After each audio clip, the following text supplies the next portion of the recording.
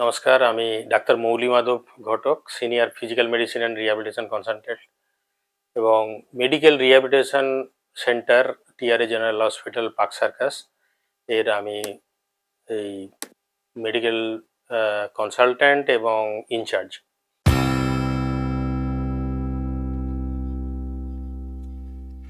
আজকে আপনাদের কাছে একটা এমন ইস্যু নিয়ে কথা বলবো যে ইস্যুগুলো নিয়ে আমরা প্রায়ই ভুগি, অনেক ক্ষেত্রেই ভুগি, কিন্তু তার রাস্তা আর দেখতে পাই না। আমরা সবাই হতাশ হয়ে পড়ি। তারপর আপনার হাঁটুতে দীর্ঘদিন ধরে ব্যথা হচ্ছে, হাঁটু বেঁকে যাচ্ছে, আপনি আর হাঁটাচলা করতে পারছেন না। সব বিভিন্ন ডাক্তারকে দেখিয়ে দেখিয়ে দেখিয়ে পাজলড হয়ে গিয়ে লাস্ট আপনি ডিসিশন নিলেন যে আমি হাঁটুটা এবার পাল্টে ফেলবো, হাঁটু রিপ্লেস করে দেবো। ঠিক আছে, সেই মতো প্রস্তুতি নিয়ে আপনি হাঁটু রিপ্লেসমেন্ট অপারেশন করলেন, টিকেআর বলি, টোটাল নি রিপ্লেসমেন্ট আপনি করিয়ে নিলেন এবং তারপরে ডাক্তারবাবুর পরামর্শ যেটুকু দিলেন সেটা আপনি মানলেন অথবা মানলেন না, সেটা আপনার উপরে ডিপেন্ড করবে। কিন্তু সমস্যা যেটা রয়ে যেতে পারে সেটা হচ্ছে যে আপনি কিন্তু যে কারণে হাঁটুটার অপারেশন করলেন সেই জায়গা থেকে আপনি সম্পূর্ণ নিষ্কৃতি লাভ করলেন না।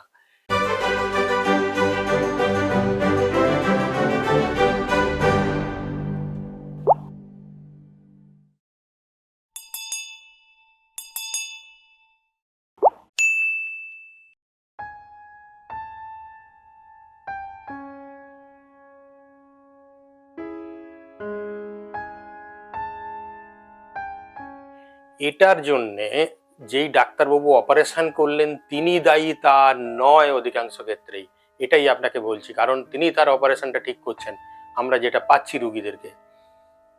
তার পরবর্তী যে রিহ্যাবটা দরকার, হাঁটু পাল্টানোর পরে একটা রিহ্যাব দরকার, এবং এটাও বলবো আমরা যে হাঁটু পাল্টানোর আগেও একটা রিহ্যাব দরকার।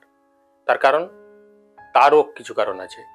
হাঁটু পাল্টানোর পরে যে রিহ্যাব মানে যে ফিজিওথেরাপি, উনি ডাক্তারবাবু যিনি অপারেশন করলেন, যিনি অর্থোপেডিক সার্জন, তিনি আপনাকে বলে দিয়েছেন যে একজন ফিজিওথেরাপিস্ট নিয়ে গিয়ে রেগুলার ফিজিওথেরাপিটা করুন, কিন্তু কোনোভাবে আপনার সেই জায়গাতে কোনো একটা প্রবলেম অ্যারাইজ করলো, আপনি ঠিক মতো করলেন না অথবা ঠিক মতো হলো না জিনিসটা, তার ফলে দেখা গেল যে আপনি হাঁটা চলাটা কিন্তু স্বাভাবিকভাবে ফিরে এলেন না। এগুলোর অন্যান্য অনেকগুলো কারণও আছে।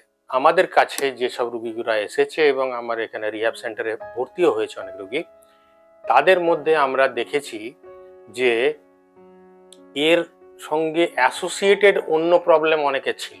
যেমন ধরুন, কোমরে একটা ডিসপ্রোলাপস হয়ে আছে, সেখান থেকে তার পায়ের অবশতা এবং অসাড়তার কারণে তিনি হাঁটতে পারছেন না, কিন্তু রুগী ভাবছেন যে আমার হাঁটুর জোরটা আমি পেলাম না কেন। আসলে কিন্তু সেই প্রবলেমটা কোমর থেকে আসছে। তো কাজেই কোমরের ট্রিটমেন্ট আমরা তখন করার পরে পেশেন্ট কিন্তু হাঁটা চলা নর্মাল হয়ে গেল। সেকেন্ড, আরও কিছু প্রবলেম হতে পারে, যেমন ধরুন তার ডায়াবেটিস আছে, ডায়াবেটিক নিউরোপ্যাথি হয়েছে, তাতে তার হাত পাগুলো এমনিতেই অসাড় অবশ হয়ে আছে, বা ঘাড়েতে একটা স্পন্ডিলাইটিস হয়ে গিয়ে ওখানে একটা ডিসপ্লাস হয়েছে, কম্প্রেসিভ মাইলোপ্যাথি হয়েছে, মানে সেখানে নার্ভটাকে কম্প্রেস করেছে, তাতে আপনার হাত পাগুলো দুর্বল অটোমেটিক্যালি আগে থেকেই আছে। কারণ কি, এই হাঁটুর অপারেশনটা, হাঁটুর যে নি রিপ্লেসমেন্ট অপারেশন, এটা ইউজুয়ালি বয়সকালে হয় এবং বয়সকালে একই সঙ্গে এই স্পাইনের প্রবলেমগুলো কিন্তু থাকে। তো কাজেই তার সঙ্গে অ্যাসোসিয়েটেড এই ইলনেসের জন্য তারা অনেক ক্ষেত্রেই দেখা যায় যে সে হাঁটা চলাটা নর্মালভাবে ফিরছে না। সেইগুলোকে আমরা আইডেন্টিফাই এখান থেকে করি, করে তাদেরকে সেই ট্রিটমেন্টটা করার পরে দেখছি যে তার হাঁটা চলা অনেক ইমপ্রুভ করে গেছে। আর কি কারণ আছে, যে আপনার পোস্ট টিকেআর রিহ্যাবটা হয়নি, পোস্ট মানে নি রিপ্লেসমেন্টের পরে সঠিকভাবে রিহ্যাবটা আপনি করেননি কোনোভাবে। এর যে ধরুন স্টেপ ওয়াইজ যে রিহ্যাবগুলো আছে, ধরুন যেদিন আপনার অপারেশনটা হলো তার পরেই রুগীকে ইউজুয়ালি দাঁড় করিয়ে দেওয়া হয়। দাঁড় করানো, তার ব্যালেন্স ট্রেনিং, তার মাসেলের পাওয়ারগুলোকে তৈরি করা, এবং নিটা একটু স্লাইট ফ্লেকশনে থাকে, মানে এরকম মুড়ে থাকে, তাকে সঠিকভাবে হ্যামস্ট্রিং স্ট্রেচিং করে করে করে করে সেই পাটাকে স্ট্রেট করা, এবং ওই পায়ে যে ওয়েট বিয়ারিংটা হচ্ছে সেই ওয়েট বিয়ারিংটার একটা ট্রেনিং আছে, তার সঙ্গে তার ব্যালেন্স, কোঅর্ডিনেশন, তার পা সামনে এগোনো, পিছনে পিছানো, এবং কোমরের যে মাসেলগুলো আছে, হিপ মাসেলগুলো, সেইগুলোকে সঠিকভাবে ট্রেন্ড আপ করা, থাইয়ের যে মাসেলগুলো আছে কোয়াড্রিসেপস, মেনলি হচ্ছে কোয়াড্রিসেপস মাসেলটাকে স্ট্রং করে তোলা, এবং ফুট অ্যাঙ্কেলেরও এক্সারসাইজ দরকার। একটা সিঙ্ক্রোনাস মুভমেন্টে আমরা দাঁড়াই হাঁটাই, তো সেই জন্যে সেই সমস্ত মাসেলগুলোকে ঠিক মাত্রায় ট্রেন্ড আপ করা, এবং মানুষটার প্রথমে ওয়াকার দিয়ে, তারপরে ব্যালেন্স ট্রেনিং দিয়ে, তার হাঁটা চলার বিভিন্ন ধরনের ট্রেনিং দিয়ে তাকে সুস্থ করে দেওয়া হয়।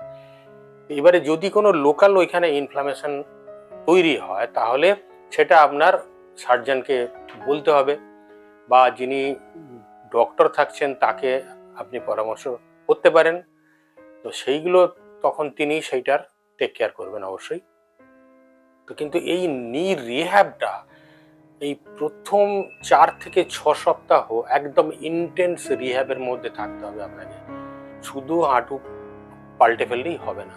হাঁটু পাল্টানোর পরে প্রপার একজন ভালো রিহ্যাব ইউনিটে, যেখানে ফিজিক্যাল মেডিসিনের তত্ত্বাবধানে ভালো ফিজিওথেরাপিস্ট, তারা মানে কোয়ালিফাইড ফিজিওথেরাপিস্ট কাজ করছে, যারা এই টিকেয়ার উপর কাজ করছে, সেই রকম কাউকে দিয়ে আপনার এই পোস্ট টিকেয়ার রিহ্যাবটা করা উচিত। আরেকটা আমি এর সঙ্গে অ্যাডিশন করব, যেটা অধিকাংশ ক্ষেত্রে হয় না, সেটা হচ্ছে যে প্রিহ্যাব বলে। এটা প্রিহ্যাবটা কি না, আগেই রিহ্যাব করা।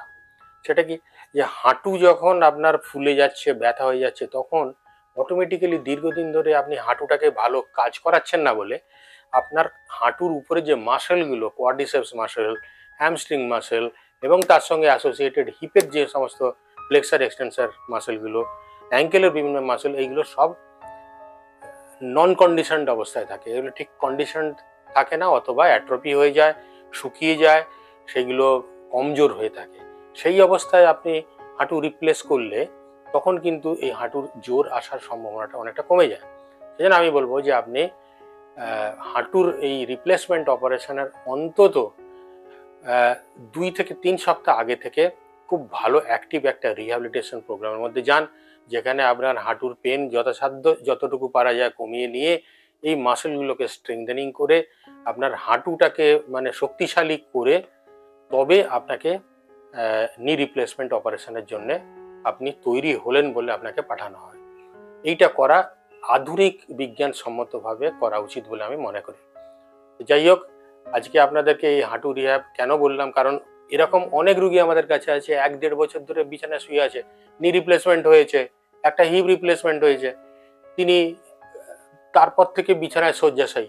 আমাদের কাছে খুব অদ্ভুত লেগেছে যে একটা রিপ্লেসমেন্ট অপারেশনের মতো অপারেশন হওয়ার পরে এই মানুষটা শুয়ে আছে কেন। তাতে আমরা এই ধরনের সমস্ত প্রবলেমগুলোকে অ্যারাইজ করছে আমরা আইডেন্টিফাই করেছি, যেমন সেই অভিজ্ঞতা থেকে আমি আজকে আপনাদের কাছে এই বক্তব্যটা রাখলাম। কারণ অনেক পেশেন্ট এরকম আমাদের কাছে এসেছে, তারা তারা অধিকাংশ ক্ষেত্রে সার্জনের উপর বিশ্বাসটা হারাচ্ছে, কিন্তু নয়, সেটা নয়। সার্জন কিন্তু আপনার অপারেশনটা ঠিক করেছেন, কিন্তু আপনার সমস্যাগুলো বা আপনার রিহ্যাবটা আপনি সেইভাবে টেক কেয়ারটা কোনোভাবে করেননি কোনোভাবে, সেটাই হয়তো আসল সমস্যার মূল প্রবলেম বলে আমার মনে হয়েছে। তো কাজেই হাঁটুর অপারেশনের আগে এবং পরে ঠিক মতো রিহ্যাবটা করুন, যাতে আপনি স্বাভাবিক এবং কর্মক্ষম থাকতে পারেন। আর একটা জিনিস একটুখানি ছোট ছুঁয়ে যাবো, সেটা হচ্ছে যে অস্টিওপোরোসিস। আপনার হাড়ে যদি, যেহেতু বয়সকালে এটা হচ্ছে, হাড়ের মধ্যে যদি কোনো অস্টিওপোরোসিস থেকে থাকে, তাহলে হাড়ের কিন্তু শক্তি আপনার কম আছে এবং হাড়গুলো ফোঁপড়া হয়ে আছে, তার মধ্যে ক্যালসিয়ামটা কম আছে। তাহলে খুব হাই ডোজ ক্যালসিয়াম বা অস্টিওপোরোসিস যে আধুনিক ট্রিটমেন্ট আছে আমাদের হাতে, টেরিপেরাটাইড, ডেনিসোমাব, এইগুলো সঙ্গে সঙ্গে অ্যাডভাইস করা উচিত, এবং সেগুলো আমরা করেও থাকি। যে কোনো সার্জনরাও করেন, আমরাও করি। তো এই অস্টিওপোরোসিসটাকে প্রিভেন্ট করে দিলে ওইখানে যে ইমপ্লান্টটা বসানো হলো সেটা অনেক শক্তপোক্তভাবে ওখানে স্টেবলভাবে থাকতে পারে। যাই হোক, আশা করি আপনাদের আজকের আমার বক্তব্য ভালো লেগেছে। ভালো লেগে থাকলে আপনারা কমেন্ট করতে পারেন, কমেন্টের আমরা করব, উত্তর দেব। আপনাদের যা মানে কোনো কিছু বক্তব্য থাকলে তার উত্তর দেব, এবং আপনি এই বেঙ্গল ফিউশন চ্যানেলটিকে সাবস্ক্রাইব করবেন আশা রাখবো। ভালো থাকবেন, সুস্থ থাকবেন, নমস্কার।